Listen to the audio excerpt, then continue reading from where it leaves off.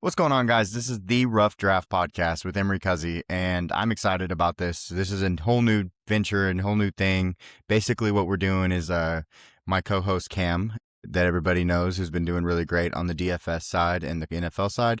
We're going to split a little bit, and I'm going to take over a new podcast called The Rough Draft, still with GTD. And Cam is going to continue his podcast, of course, and we're going to work together. He will be on this podcast. I will be on that podcast. But truly what we're trying to do is we're trying to singularize it a little bit so that this is about the draft and everybody's favorite thing, including mine, the NFL draft every year. While Cam will be focusing on the other things that we've been doing this whole time. So the same videos, same everything. They're just going to be structured a little differently in two different podcasts. I'm going to be doing year-round NFL draft content, looking at, this is the start of it right here. We just finished the season. Congratulations to Indiana for winning the college football playoff, of course. But I'm going to be doing summer scouting after the draft. I'm going to start doing individual videos during the season and all the way through the summer. And then we're going to start with the Senior Bowl. We're going to have position rankings, just like we're going to do coming up pretty soon. We're going to be doing the NFL draft stuff when it comes to time, very close with mock drafts, big boards, all that stuff. And we've already actually put up a big board, but that is going to be on the other podcast. So I'm very excited about this. Definitely want to shout out Cam, though, for killing it over on our other podcast over on GTD. He's been doing great. And if you're not in our Discord, you're missing out, because he's absolutely killed some of these slates, including this last weekend for for divisional weekend. And he killed wildcard weekend when he put down some really good lines. So definitely get in into our Discord, like, comment, and subscribe on his videos, like, comment, and subscribe on these videos if you would. But let's talk about this Senior Bowl, because that's really what everybody came here to see. Starting it off, like, this is not last year's class, not even kind of close. It's not last year's class at the Senior Bowl either. There was a bunch of guys I was really excited about last year. I'm on Mimbu, Gray Zabel, Connor Lee, Green, Stewart. Like, there was just a bunch of guys that were really, really exciting. And it's not that there's not guys that I'm excited about in this class, but those guys, I was like, ooh, how high can they go? Mimbu going all the way to 6 because, he is just a physical freak and was really good. Gray Zabel coming out of nowhere, one of my favorite guys prior to this game, going all the way up to, I believe, 18 to Seattle. So this is kind of that, isn't going to be that. There's not going to be a ton of guys that I think are going to be pushing into the first round, getting their name in there. There's a couple guys that we will be talking about, though, that may fit that mold, but there's very few. So technically, we're going to talk about it in a different way than maybe some of the other podcasters that do this. I want to talk about the overall strength of the position going into this, and then spotlight players, prove it players, haven't gotten their players, and we're going to do that for each position. Not every position is going to have one of those, but that is what we're going to be planning on doing. So why don't we get into it? We'll start off with of course, everybody's favorite, and it will be the quarterback position. And if you just want to talk about the quarterbacks, this is not the best position. They didn't really get the big names. So that was something that I wanted to kind of shout out. They kind of missed out on some of those guys that you might have expected to go and might still end up being a Senior Bowl player. So they didn't get the Cade Klubniks. They didn't get the Garrett Nussmeyers, Carson Becks, or the Trinidad Chamblises of the world yet. Carson Beck, of course, just finished his game against Indiana, playing for Miami. So we'll see if he makes it. But on this group, we're actually going to talk about everybody, because I think they're all kind of interesting in their own way, but there's no one that really stands out. So we're going to kind of fly by the quarterbacks for the first time ever. I don't think anybody's really used to that. But we're going to start off with Taylor Green. Taylor Green, one of the most captivating players in the class, big arm, high level athlete. He ran for 777 yards this year, while also throwing the ball, obviously. He is an NFL. The question is he an NFL processor? And I don't think so. I don't think he has the mental capabilities right now to be able to play at the NFL level. So that's one of my biggest questions with him. The other biggest question mark is is he accurate enough to play at that level? And we're going to see that this week. This is going to be a great test for him, because when you look at it, there's not a lot of really great quarterbacks here. And as you go down the list, we're going to talk about that. This is his chance to kind of like stand out above at least the guys that are here. And I think that someone will end up taking a chance on him. So that's why he's, still so polarizing as a player. The next guy is Sawyer Robertson. He is just atrocious when it comes to accuracy, and that kind of really hurts his overall. I can't get behind a guy that has such bad accuracy, and that's kind of my issue with him. He's not a great athlete either, so that's not helpful. But the accuracy kind of jumps off the screen. Hard to consider someone that has this bad of accuracy as a redshirt senior to believe that he could get better and just progress so much. So I think that that's tough for me. And it's crazy to think that he may be odds on best, for top quarterback here. He might get that MVP for best quarterback at the Senior Bowl. So that's a little scary. But yeah. And then Luke Altmaier, he's an old time game manager type. He's not going to have the big time throws. He's not going to have the turnover worthy plays. He's not going to have either. He's not going to really do anything to make your team better, but he's also not going to make your team worse. I just don't think he has a live arm, and I don't think he can make NFL throws. And there's very few on his tape that I saw that were worth even like talking about. So that's part of the problem, is like there's just not a lot of ceiling for him. So I'm not that excited about Luke Altmaier either. Next up, Diego Pavia. How do I put this? Diego Pavia is old. He's had his own issues, of course, and I don't ever think he'll be an NFL quarterback. So I was very surprised that he got invited to the Senior Bowl, out of all things. Like, I thought Diego Pavia would not be a Senior Bowl invitee. But, okay, he's a really fun college quarterback. That's good. But, obviously he had his off-the-field issues that don't look good going prior to the playoffs after they didn't get in. Like, that was a whole thing. I'm just not that confident that he will ever be able to make it at the NFL level. He's older. He's not a very good build for what quarterback is nowadays. And he is kind of a guy that uses his feet, but isn't a great athlete at that size anyways. So it's just, I don't know, man. I don't know why he's here, technically. The most polarizing with Taylen Green is Cole Payton. Cole Payton is a really exciting player to see because, of course, it's the FCS versus FBS conversation where you go from North Dakota State and you go play against these guys that are, at an All-Star Bowl at a higher level. As a passer, I think he's really athletic profile. Like, he is a physical freak. He had 777 rush yards also, and 13 touchdowns.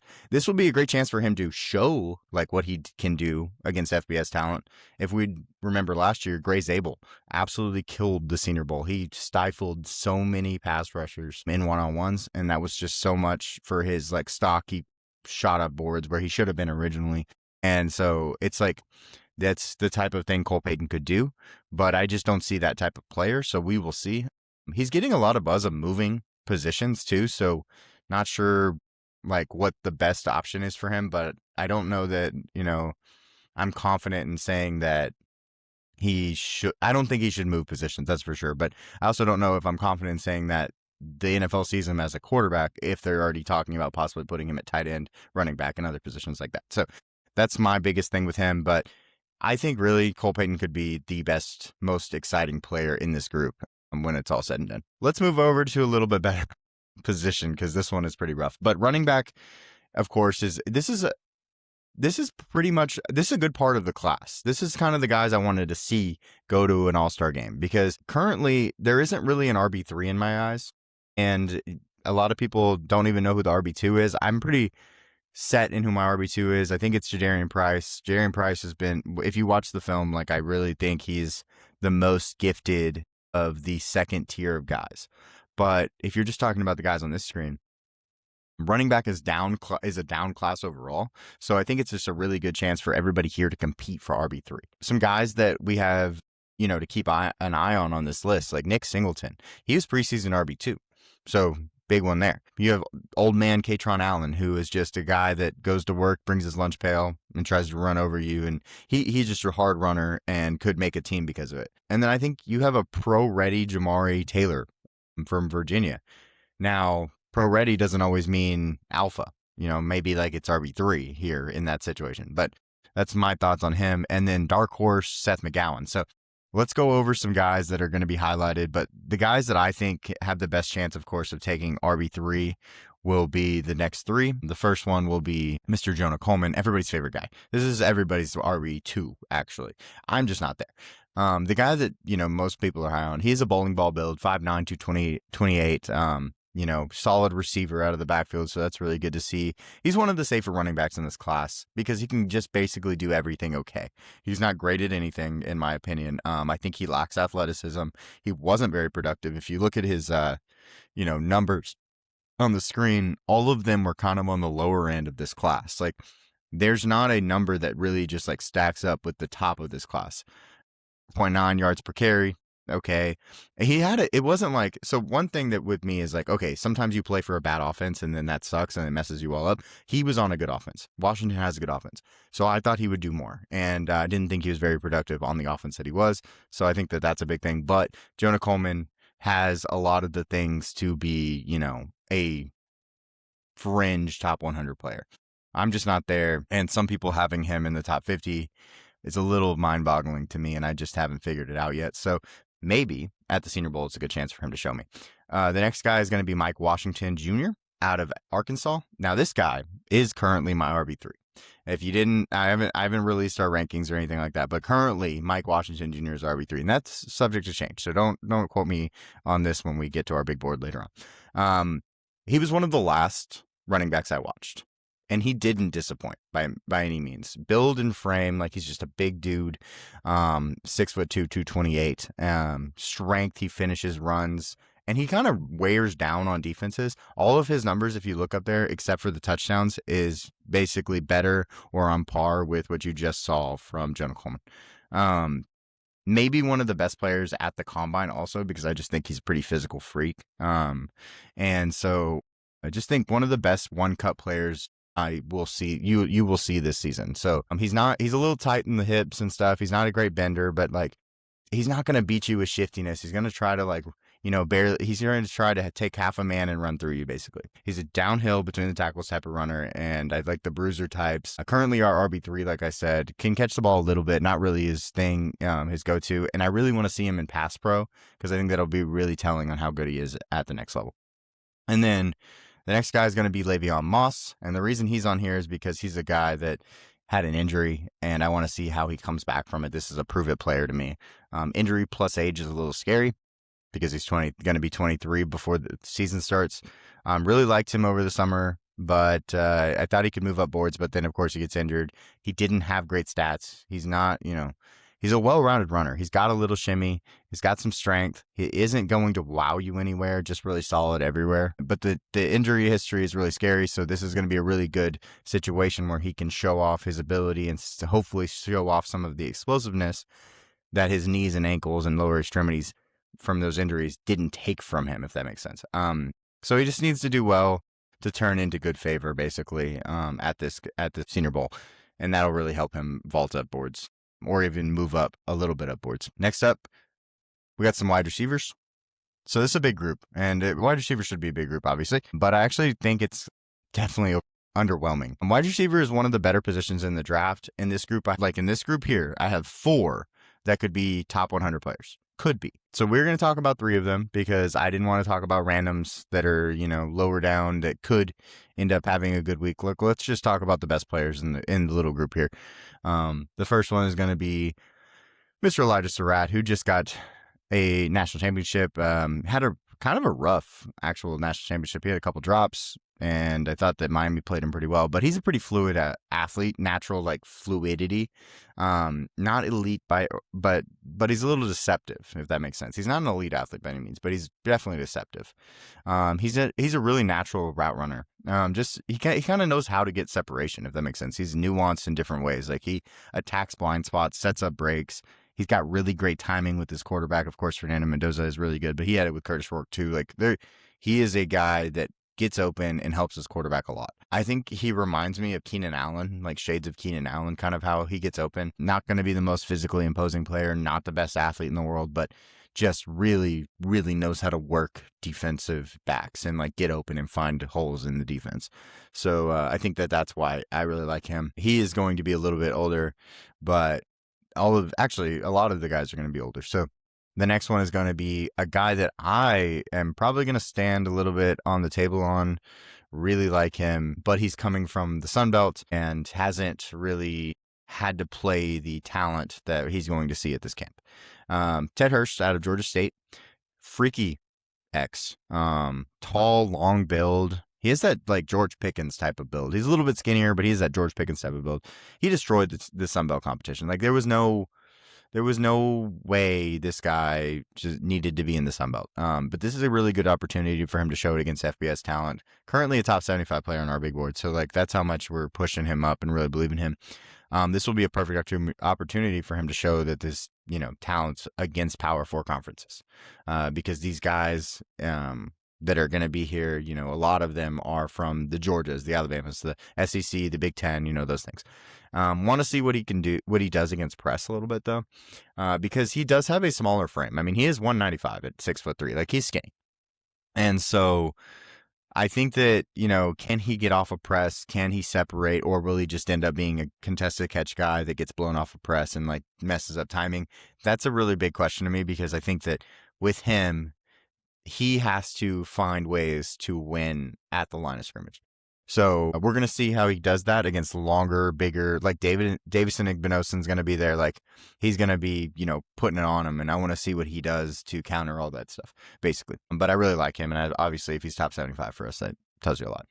The next guy is my favorite player difference. I guess like currently he is one of the biggest differences between our rankings and normal draft rankings. We have Casey Concepcion above.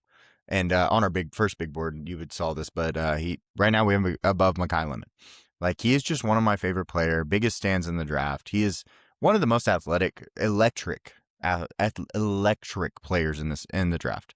All purpose as a returner. I don't know if y'all know this, but he won basically he was 3 different all SECs because he was just so versatile. Won the Hornig Award for being the most versatile player in football, all purpose as a returner, with the ball in his hands after the catch, 3-level separator, and one of the biggest, cornerbacks that is climbing up boards is Brandon Cisse. Well, Casey Concepcion burnt Brandon Cisse. If you want to go see it, it happened in the South Carolina game. Of course, it was in the second half when they were coming back, but this dude's legit. He has defeated the accusations that he's just a gadget player, because now he's doing everything. Like I said, he's a 3-level separator. He plays outside, inside.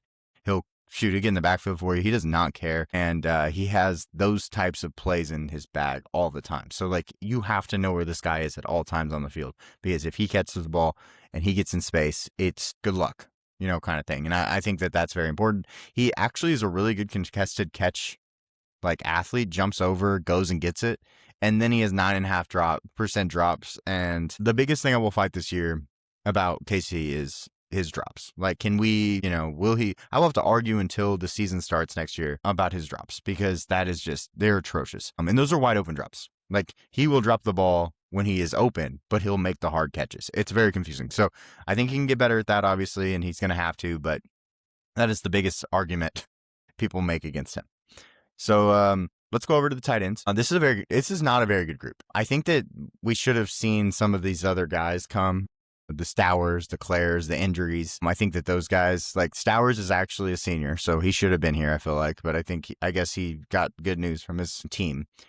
Max Claire and Jack Indries are both juniors, but I still expect them to invite juniors pretty soon here. So none of these guys I mentioned so far are for sure day 2s. And that's why I think they should have come, because making sure that they are for sure day 2s was kind of the point, right? Would have been good to see them and boost their draft position. There's a couple of guys I want to talk about, or I would like to see on this list. And Josh Cuevas and Sam Roush are the 2 guys that I really want to watch in this environment and see how they go. But otherwise, it's pretty lackluster. Let's talk about the 2 guys, though, that I'm kind of probably higher on the consensus, but just like a good amount. The first one is going to be Justin Jolie. He's actually our tight end 3 currently, and athletic power slot, just very, very athletic guy. Heavier than most true H's. This is a big, so basically in this class, we're going to see a lot of H-type receiver type tight ends, and he's one of them. Also, still plays close to the line. He still plays in line 50% of the time. Really improved his blocking, which I thought was important, because there's a lot of bad blocking from these receiving types.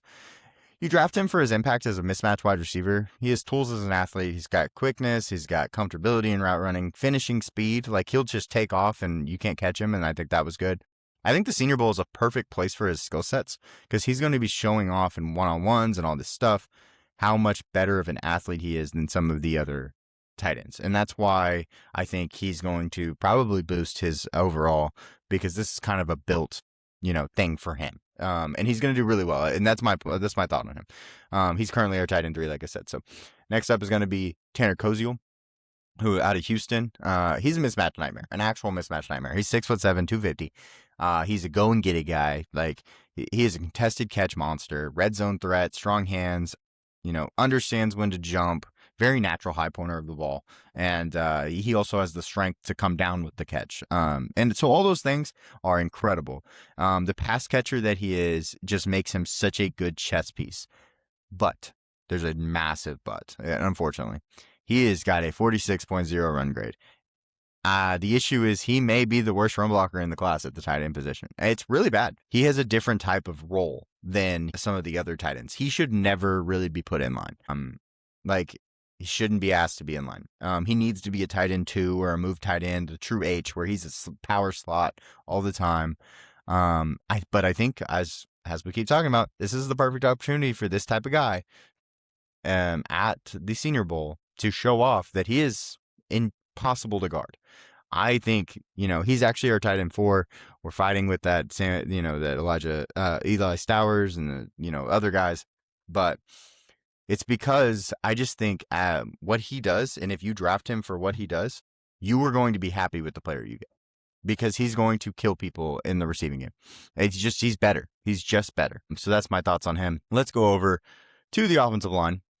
As a big group for offensive line, but I think this is a super intriguing group. We will have a lot of question marks of what players are going to be asked to do at the NFL level. In this group, we have offensive tackles that could be primed to move inside. There's a bunch of them, though. Not just a couple, like a bunch. And that's this whole class, right? The offensive tackle part of the class is not very good. And some of it's because they have guys moving inside. Let's start talking about J.C. Latham. He should have played guard. Sorry, separate though. J.C. Davis out of Illinois. Trey Zune out of Texas A&M. Jings Dunker, he's out of Iowa. Alex Harkey out of Oregon. And Cage Casey out of Boise State. All of them should project to guard. Like, if you play them at tackle, I think you're doing the wrong thing. I think they should all be guards. And so that's a big thing, right? That's a big deal. This will give us some clarity where the NFL really wants to play them, though, because we're going to see them actually put them in position. And so we're going to get a chance to be like, they really like Trey Zune at left guard instead of left tackle. And I think that would actually help him. They're also tasked with blocking a murderer's row of edges. So basically, we're going to see who's going to step up. But we'll talk about the edges in a minute. It's just there are too many good ones. That's part of the problem. But let's go over to the next player, the first player, interior offensive line. We're going to do both interior and offensive tackle. Currently, the number 1 interior offensive lineman for us is Emmanuel Pregnon. He is on top 25 on our big board. I am so surprised he came to the Senior Bowl, but I love it. He's an athletic mover. He's extremely scheme versatile. He's got quick feet. Against the pass is a great mirror. I mean, just absolutely murders. And he is so good as a mover. Like, for his size, his feet, his lateral quickness, all the things, dude, he climbs, pulls, just different. So he's just capable of doing things as a mover that I just love. And I love athletes. So that's why he's high for me. And he's actually pretty solid at displacing players off the line of scrimmage. So when he's done running down blocks and stuff or doubles, he can move players and get up to the second level. I'm just really happy he's going to the Senior Bowl, because it's making the rosters actually better, if that makes sense, because we did not have a ton of extreme talent, like I've said, except for a certain position. Next guy, Jennings Dunker, and this is your mauler. He played right tackle at Iowa. I 100% believe he's going to play guard. I'm one of the best downhill run blockers in the class, but he has some issues. Don't think he has really good lateral movement skills. That shows up in his pass pro, because he is possibly the worst pass pro player at the tackle position. That's why he's moving inside. He is not good. Moving down on our boards overall, because I just can't get behind someone that can't block that well.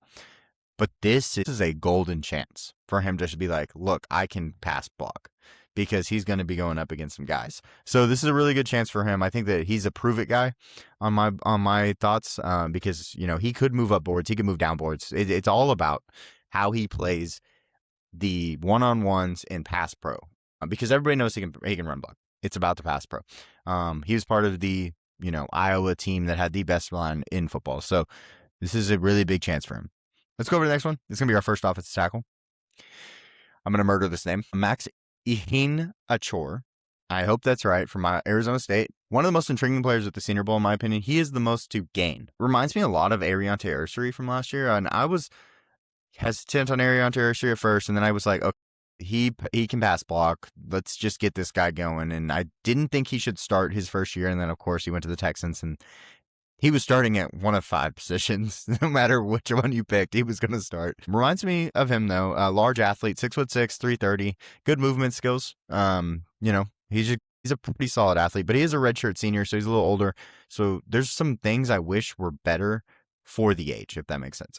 Some will have him in the top 40 overall, and I'm just not there. He's top 75 for us. This is where he proves if he deserves to be higher or that high even. Think that he could be the biggest mover on the week, just depending on how it goes, because I think he's one of the only guys that can stand up to that edge class that is going to be there. The next guy is going to be Jude Bowery to Boston College, and I think he could play guard.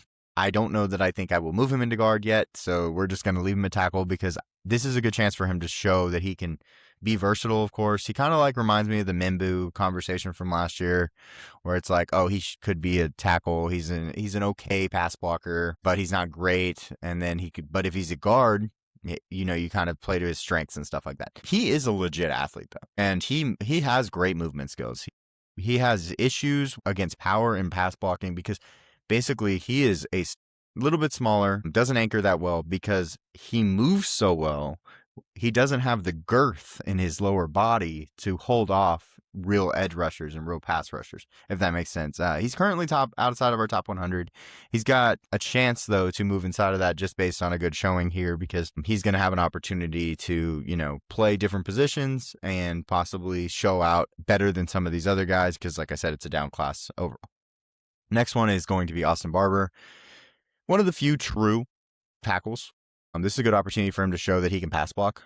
As you can see, he has 69.0 grade, and he was eaten up by his biggest competition this year. I mean, when he played Cassius Howe and the Miami Edges, I mean, they just, he will get the gauntlet, basically, this week, and it'll show if he can do it. So I'm not as high on him, but we will get an opportunity to see what other people are seeing and what he used to be. Because right now, I mean, he was a really big name coming in. So I think that if we can get him back to where he was prior, that'll be really good for him. Next up, defensive line. Good group. It's a good group by name. So some really good names in this group, yeah. Tim Keenan and Dominique Orange are the main nose tackles that you're going to see. Keenan came back from injury and was a slow burn this year. He may be a top 100 player for us because if you get the best of him, he's a top 100 player every day, all day. He's probably a top 50 player, but you just don't know which Tim Keenan you're going to get. So some team will take a shot on him in the second round, most likely in the draft, or maybe third round, early third. Orange is just so athletic for his size. I mean, he's a massive human being, and he just has so much athleticism. A lot of people have him top 100. Currently, we do not, but at the same time, it might just be one of those situations where you just have to bet on what he can do and just take the upside game. But I think the 3 techs are also super interesting, and we're going to talk about a few of them. So I'm going to pull them up right now. First one is going to be Caleb Banks. Everybody knows Caleb Banks. He's the guy that really never had consistency. He was really good for 4 games. Are those 4 games enough to keep him, in the top half, in the top 100, top 50? Well, yes, in my opinion, absolutely. There's no question. He missed basically all of 2026. He played 2 games, I believe. Based on his 2025 film, I still believe he's a top 30 player. Just a special, there's very few guys at 6'6", 330 that, can displace interior offensive linemen like he does and throw them, just chunk them, and then also go make the play and have closing speed and finish. Of course, at his size, he's a get-off-the-bus guy. He looks great. But can he use it? Well, there's sometimes I'm like, this dude might be the best player in football. There are plays where he just throws people, defeats double teams while chunking one guy and going and making a play. And I'm just like, there's not very many players that I've seen that can do that. That's why he was our GTD dark horse. And he is just a special talent. I am very excited that he came to the Senior Bowl. Of course, it's kind of to rewrite his name because he hadn't have an opportunity, really big opportunity this year. So we'll see. And I know he's going to kill the Senior Bowl because he is just that much better than everybody, especially against the interior offensive line group. But him and Emmanuel Pregnon is going to be an amazing battle. Just straight up, check it out. It's going to be so good. The next guy is, and also these guys might not practice, so that's a big thing. But the next guy is Lee Hunter. One of the best performances of the year against Oregon on the big stage. His one chance at the college football playoff, he just absolutely went off and chunked the play where he threw the center and then made the play in the middle of the field. I was just like, whoo, and that's a good center. That's Pancho Iapani. Yeah, that dude's pretty good. And Lalolu, Iapani Lalolu, that dude's pretty good, and he just chunked him. And so I think that was a big deal. Versatility, he can play nose all the way to 4-eye, in my opinion. He's built to play the run. He hard to move type of guy. Violent hands and shed. Like so he's built to play the run, but he wants to play the pass, which is cool. Because this gives him that 3-down upside. And something I kind of live by when it comes to these guys is like, can they play 3 downs? That's a big thing. And then can they play 4 gaps? And if they can do both of those things, that's a big deal. So if they can play from basically 4-eye to 4-eye on both sides, and then they can play all 3 downs, we're pretty happy. Because then you have a guy that you don't have to take off the field. And if you do take him off the field, like for that quick wash, it's like, okay, get back out there, And I think that that's the type of guy you're getting here. I was not as high on Lee Hunter, but he has really, really done a lot this year and really opened my eyes and made me feel much better about him, basically. The next guy is going to be Grayson Halton. And I think that Grayson Halton is a really good football player and is kind of being disrespected, but it's because he is such a good pass rusher. He is currently such a high upside situational pass rusher. I really liked his film. I thought he looked really good even in the run game, but I don't think that he can do that necessarily the same way he did it in college at the NFL level. I mean, he's only 6'2", 292. There is a reason he is on the field, and it's because he can get after the passer. So I think that, as a depth piece at the NFL level, he's going to be really great, but he is built for this. He's going to be really showing off what he can do against the offensive line this week. The Senior Bowl, like I said, is made for these types of guys, and I think his exposure will at least be vaulted in the normal community because he's going to do some insane things. Next group, the edge rushers. And I told y'all, it's a crazy group. By far the best position at the Senior Bowl, just absolutely stacked. So it's so cool to see all these guys there because then you can directly compare them. You're going to be like, Akeem Messidor's on right now, and guess what? David Bailey's next. It's like you can directly compare these guys. It's gonna be awesome. So we're gonna talk about 9 of them, and I'm just gonna brush over the rest of the guys. So here's the 9 we're gonna talk about. First off, let's look at Derek Moore. He's just a grown man. Stand up outside linebacker, sets the edge as a defender with 4, strong.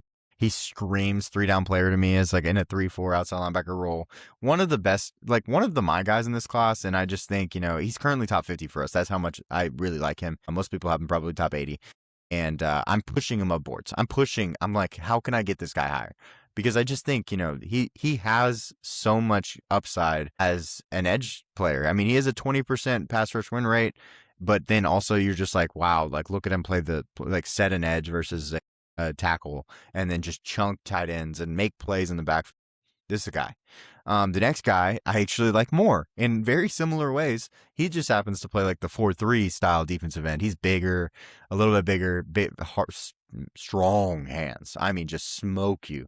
Another big time stand for me. Currently a top 30 player for Zion Young on our big board. I think he's ready to play the NFL run right now. I think you could put him in any defense. 3-4 out defensive end, 4-3 defensive end, does not matter. I think he can play the run today. And that is so valuable in the NFL. And the big problem with Zion Young the year before was he did not have the pass rush ability that he does now. Well, he's got it. He has found it. And on top of, being so good at the run, like if you have a 17.8, I believe is what I don't have it right in front of me, pass rush win rate, I think, that's really good. And it's going to show off, against these tackles and these guards because I think he can rush interior offensive linemen too. Like, he's just a bully. Like, he hits you with his hands and you just feel it, it'd really take it in your chest and stuff. So I really like Zion Young. I think he's going to rise up boards. I have him way higher than he'll ever rise, but he's a dude, absolute dude. The next one is Denai Sutton. One of the most forgotten edges in this class because, of course, he played for like a 3-7 Penn State, and he didn't have the same year he had before when he was across from Abdul Carter. But let's just be honest. Like, I still believe in this player. Like, yes, he doesn't have the great bend. He's not a super athlete. Like everything everybody's saying is true.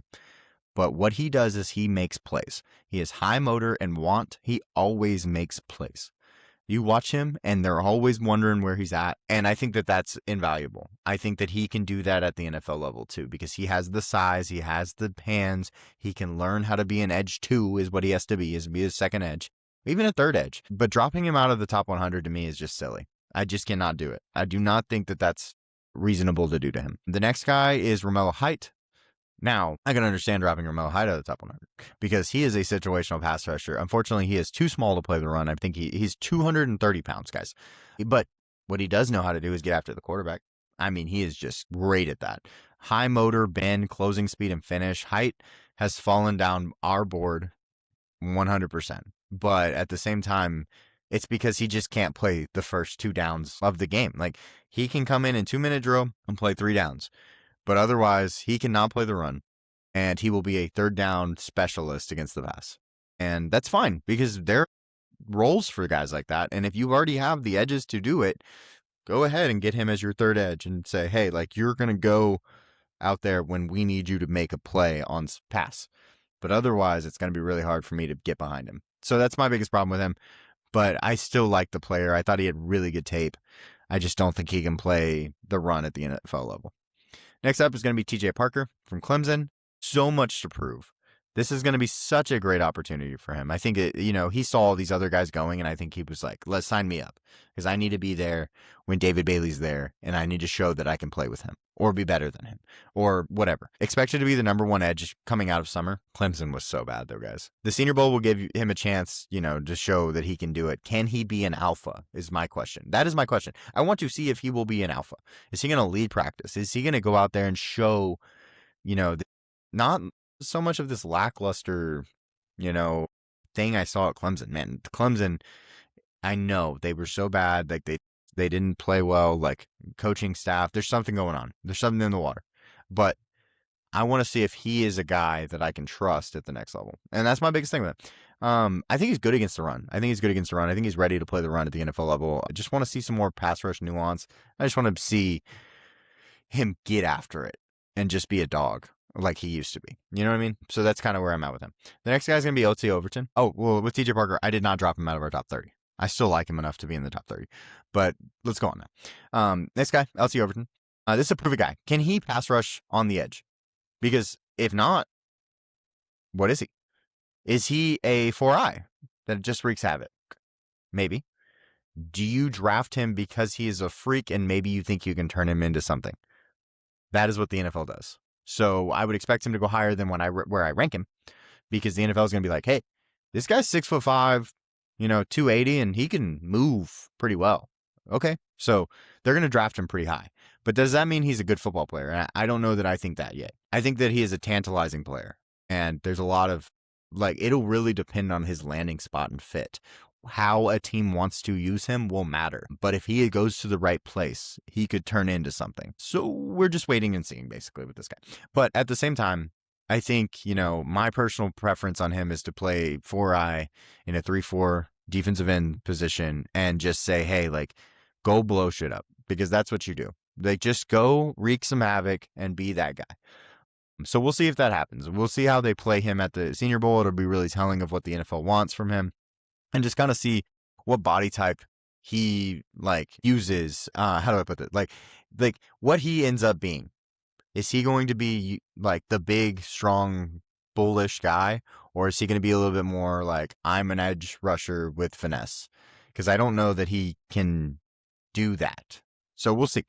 The next guy's Akeem Mesidor. What a college football playoff run! Last night in the Indiana-Miami game, he was just so good. And then that, of course, was a trickle effect from the games prior to that. I mean, he has been so good, dominating games. And then, of course, every game with Ruben Bain. Ruben Bain was also good. Also, he won't have the rust from sitting on the couch because he just played. So this is 1 week later, he's in practice, so that'll be really good for him too. That helps, staying in shape and stuff. Obviously, we've seen the college football playoff where the second round of games and the home team, the team that got the bye, loses. It's because they have some rust, right? So this, Akeem Mesidor won't have that rust. If he was 22 years old, he'd be a top 15 player in this class, but he is 25 years old. And I don't know what to do with that. because he's so good at football. And I don't know how high I can put him, because at the end of the day, you go through one contract and you're like, I'm going into my second contract, and you're 30. It's like, I don't know what to do with you, because if you get him in the first round, that's what you're looking at, a 30-year-old in the second contract. How much more dominant is he versus these youngins, basically? Perfect place to find out. How dominant can he be versus these guys? Because he is strong, he's athletic, he's fast, he's finish. He has so much finish. And so we'll see. It's a great test to see just how much better he is, because then you can really say, okay, he is pro ready right now, and he's the perfect pick for a team in the back half of the first round. Because those guys in the back half of the first round, guess what they are? NFL, Super Bowl possible teams. And they need guys that can play now. And Akeem Mesidor will play now. The next guy, Gabe Jacas out of Illinois. Top 45 player for us. I'm really high on him, actually, too, because I like these guys that can play the run and then also have, really developed over time into pass rushers. Started with just being a, mainstay against the run. Everyone talks about how good he is as a run stopper, but then having 11 sacks. That's really good. That's damn good. Made out of concrete is what I like to say with him, because it looks like it hurts when you hit him. I mean, he just like power with his hands. He put head in hands in the chest, just boom, and seems to be a my guy in this process. And I'm kind of surprised with that, because I was lower on him during summer. And then I watched him and I was like, dang, like there's no way. Like he's stud. Great leverage. Favorite part of his game is motor. And just a big fan of that. Even with basically playing every snap, like he's a guy that plays every snap. And so I think, I just really like guys that get on the field, stay on the field, can play multiple positions and be really, really helpful in different ways. But also, you're not worried about them in the run game at the NFL level. And that's why you draft a guy like Gabe Jacas. Okay, David Bailey. Best pass rusher in the class. That's it. No question about it. So good that I can almost overlook how bad he is against the run and still put him in the top 15, top 11. Like, I am so hard on the idea of situational pass rushers should never be in the top 30. And then you have David Bailey, and I'm like, that's a situational pass rusher, and I might put him top 10 because he's just that good at getting after the passer. Like, he is got all the things, and the biggest thing that he has is finish. Finishing speed. There's a lot of guys that get a lot of pressures, right? There's a lot of guys that get a lot of pressure. How many guys finish? He finishes on every play, I feel like. The closing speed from when he hits the edge around the tackle or comes inside and makes that spin move that's freaking ridiculous, he knows how to finish. He knows how to beat the offensive lineman's hands. Unfortunately, like I said, he doesn't play the run, and that leaves a big hole, because not only does he beat the offensive lineman's hands and go around them really well in the pass, he also does that against the run. And guess what that does? It just opens big holes, and that's when you get gashed. But he's a freaky athlete. He's going to be the Combine King. He's going to be the Senior Bowl King. He'll probably win everyone one-on-one, because he's just different. I really hope he actually practices, because I don't know that he will. I think he might just get measured. I think he's going to have 34-inch arms. I think it's going to just tell you, like, if he would play the run better, he would be the number one player in this class. That's just how good he is. But he just doesn't. And I can't put him that high. But he could show it. We'll see. We'll see if he does. All right, let's go to the next position. That was a big position. That was a really good position. Let's go over to one that's, how do I put this? Not as good. This is the linebacker class, not the meat of the linebacker class, though. But there are some big names that I want to see. And I didn't do a write-up for Kendall Daniels, but I do want to see him. I think he's a big name. He's some people's dark horse, and I think, the athleticism is there.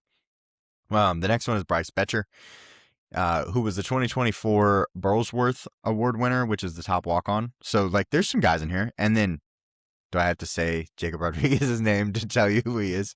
We're going to talk about Jacob Rodriguez in general. So, ultimately, I mean, unfortunately, that isn't the bulk of it, though. Like, there's not a lot of other guys that I was really excited to see at this Senior Bowl. I wanted some of the other guys to become but some of them actually went to the Shrine. The Shrine actually did a much better job on the linebacker position, in my opinion, except for then you got Jacob Rodriguez all of a sudden, and people are going to watch that. First up, got Kyle Lewis out of Pitt. Kyle Lewis is a guy that I want to see prove it. I have question marks on. He's currently a Sam linebacker, plays with safety, like athleticism and speed, and he's kind of he was asked to do it all at Pittsburgh. I don't obviously think that will happen at the NFL level. The problem with him is just like he's 6'1", 220, and I don't know how you play him on the field if he's not a great coverage guy. And I think he's an okay coverage guy. But at nickel, you need a legit coverage guy. At true Sam, you need a legit coverage guy. So a lot of people have him high, and I think he's most likely just a sub-package player. So I'm just wondering what his role is at the NFL level, and that's kind of my big thing with him. So I think, I like him as a player, but I think he's more of a college fit than he is an NFL fit, and so that's my biggest problem with him. But let's go on to the meat of the linebacker position. Mr. Jacob Rodriguez himself, the Chuck Bednarik, Bronco Nagurski, Dick Butkus, and Lombardi Trophy Award winner. He was the best defensive player in football, basically. All of those things, best linebacker, best football player, best Lombardi is the best football player, just all of it. Most of it is based on his coverage ability, actually, in my opinion. Like, of course, he's really good at making tackles. Like we'll talk about that in a second, but like his coverage ability is incredible. He might be the best coverage linebacker I've ever seen. Like, and when I say that, like, since I started doing this, and that was like 2017, might be the best coverage linebacker since 2017, in my opinion. He just knows how to like read the eyes, get in the right areas, drops and, he drops not like a robot, like so many other linebackers do. He's so fluid. Looks like a safety playing linebacker, basically. And, that's why he's so good. He also is always around the ball. He has totaled 255 tackles in the last 2 seasons. He's a turnover machine. He has 7 forced fumbles, 4 interceptions. He is just a good football player. Now, is that enough? I don't know. He's a little older. Is he good enough to play at the NFL level at 6'1", 235? Maybe. I think truly you have to remove him from the box. So getting him at will, maybe Sam on some downs, but I don't think he can be a true Mike in the middle of the field. But I just love the natural instincts that he has. He's not a great tackler. Let's just be honest. Because he's not very big. 13.9% missed tackle rate. But like, he just has instincts to get to the ball at all times. And I love guys that just know how to get to the ball. That is so important to me. I think it's, an overlooked thing. Because there's some times where you just bet on athleticism and you're like, that guy, he can jump out of the gym and run really fast. And like, obviously he'll make it to the ball. Well, Jacob Rodriguez eats extra steps, if that makes sense. He does not make bad steps, and that's why he's so good at football. So I'm really big on him, and I think he should be after what he did this year. But I also think, there are limitations, and we need to look at them. So he's probably a 3rd-round player, but at the same time, you might be getting a Hall of Famer at the end of not all pro, just because he has so much ability at other things, not just inside linebacker. Next up, we're going to go to the cornerbacks. These are the outside cornerbacks. We're going to actually do a nickel sub because I think it's really important to talk about those. Kind of a lackluster group overall, though, after you take the nickels out. It was a little bit better when the nickels were in there. There are some diamonds in the rough, though, possibly even names you haven't heard of. So I don't know that everybody's heard of Charles Demings as Stephen F. Austin or Colin Wright at Stanford, So this is a group where we're going to learn some names. We're going to see guys, how well they can play against some of these receivers. But yeah, I don't know that it's the best group ever. Let's go to the first guy, though, that you need to know the name of. You have to know his name. His name is Chris Johnson. San Diego State, 6 foot, 195. One of my favorite cornerbacks in the class. Just a sticky defender, technique, finish, recognition. The route recognition is crazy, actually, guys. Like, it's really, really sweet. He's fluid in his back pedal, and then he just attacks. I like him so much that he's a top 40 player. I did not watch him enough, technically. I watched like one game of him before the first big board, and now I'm like, this guy's a top 40 player. There's no way. Not the most physically gifted, but makes up for it with everything else. Technique is so good. Excited to see him versus Power 5 conference players because he was basically, you couldn't throw at him. You literally couldn't. I mean, he had four interceptions, no touchdowns. He had 5% completion per route run. So that's nothing, basically, guys. And so I'm really excited to see what he does against better competition this week. And he's a guy. He's an absolute guy. And you should be really excited about watching this guy play. Basically is how I'm looking at it. Next up, we are going to go straight to the nickels because, like I said, this is a better group. And we're going to talk about all of them. All 5 of them. Or 4 of them, sorry. Introduction to this group is really easy. Group is awesome. We're going to talk about all of these guys. Like I said, nickel is becoming a premier position at the NFL level. Every team is looking for a guy that can play this position. Every team has to have one because you need athletes on the field, and these guys are the athletes. Chandler Rivers was our original dark horse, and I still really like him. I think people are dropping him down boards because they're like, oh, he's 5'8", and I don't think he can play at the high levels. And I'm like, too bad. Like, you're wrong. You're just wrong. You're just wrong. It's okay. Be wrong. No, this is a guy I just can't give up on.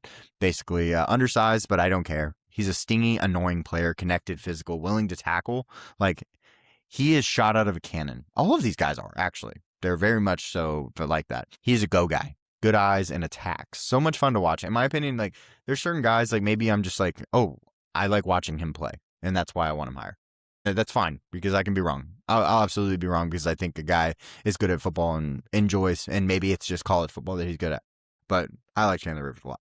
Keontae Scott, on the other hand, he is definitely an NFL-style player. He's been really good during the college football playoff. He is important in stopping the run for Miami.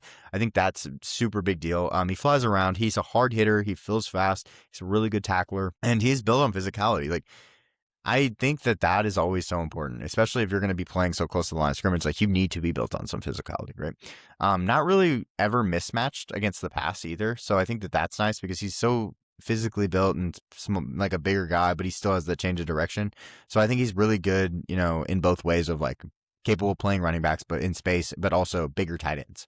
Like, I don't think that those two things are mismatches. Now, if he goes up against a speedy slot, sure, but like, you're not really playing him for that. That's not really his role. So don't do that. He's capable as a blitzer. He has multiple sacks this year, and he does cause absolute disturbance because he does not stop. He is a just full speed ahead guy. The Senior Bowl is going to propel him, in my opinion. Currently a top 75 player on our board, should be higher, and he will be most likely after this week.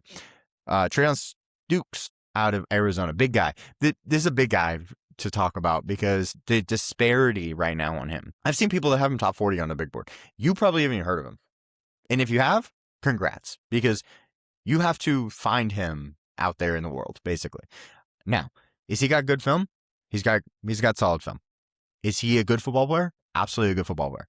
What he lacks and why I don't think he's a top 40 player, though, is he does not have the athleticism that I think you need. He's a little flat-footed. Size and tackling I don't think he's got the size or the tackling ability for the NFL level. He might run a insane 40. But I do not think I think he's flat-footed, and I don't know that he has the change of directions that I want. This is a perfect place to prove it, though. And I'm very excited to watch this guy because it's going to really tell me if I'm wrong and these top 40 guys are right, or if I'm the one that's like, yeah, I knew it a little bit better on this one, kind of thing. The next one is going to be Jalen Kilgore. He was a dark horse. He was our safety dark horse, but he played nickel. He's such a gifted athlete, and that's why I just can't give up on him. Size, speed, density, things that just can't be coached. Like, he has those things. Size that, for the nickel, like, his size is insane. His speed for that size is insane. And then if you hit him, I think he is insanely dense. I think it hurts. He had a down year compared to what we were expecting, but this is a good place to right the wrong and be better, especially if you're better than Keontae Scott and Chandler Rivers and some of these other guys that are going to be at the safety position. Like, believe me, if you can do those things and be better, that's going to be awesome. Next up, the safeties. Talked about them. Introducing these guys. There are a lot of good names. This is a good group. There's only a couple guys that I hadn't already watched when the actual list came out. And then I watched them and they were still good. Like, it was one of those things. I didn't watch Jacoby Thomas until later because he was still playing. And I didn't watch Deshaun Singleton. That was our only two.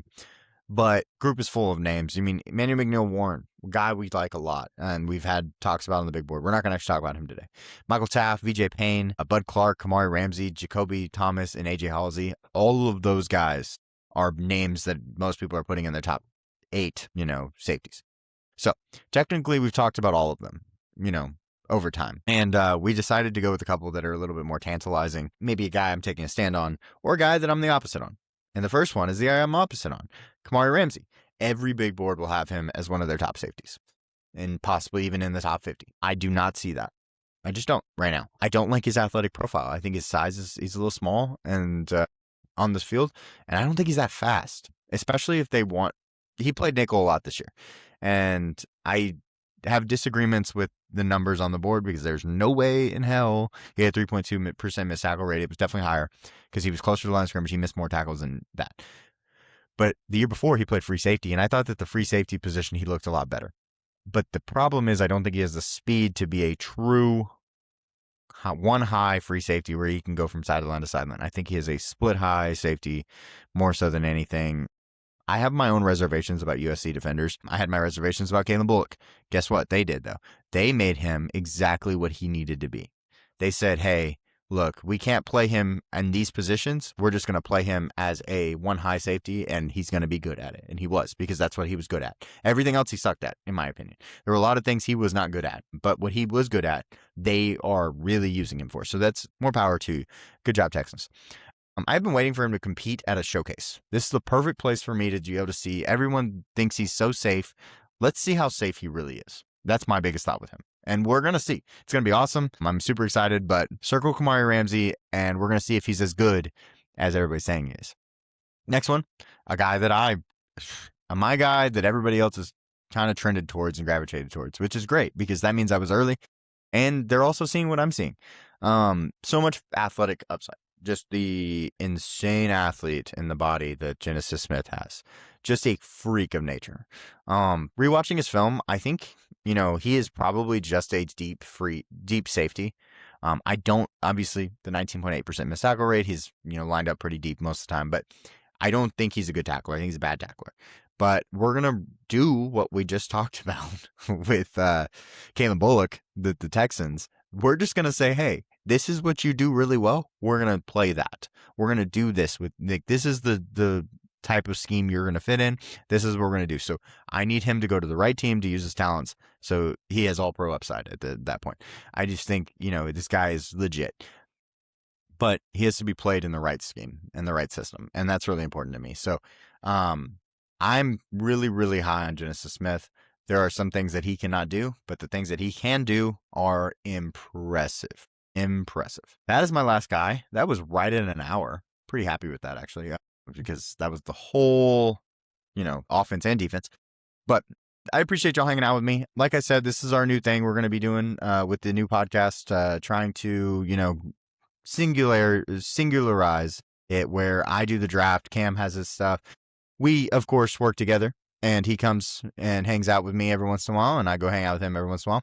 But this is going to be the basic on what we do. We're also going to hopefully be meeting with some other content creators in the near future and talking about the draft because we know why you're here. You're here for the draft, and I appreciate you being here with me, hanging out with me. Please tell me, like, comment, subscribe. Tell me in the comments like who you are excited to see, who your team is, pushing because.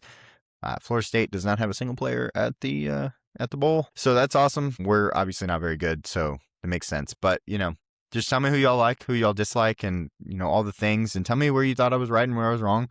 I obviously put a lot of things about, like, where I have these guys running back 2, 3, 4, those types of things. And also, my big board stuff. I tell y'all top 75. That could change. Don't hold me to it, but tell me if you like my rankings and what I thought during it and kind of the guys that I shouted out, and tell me if you think you agree or disagree with me. But otherwise, I appreciate y'all hanging out with me, and I will see y'all on the next one.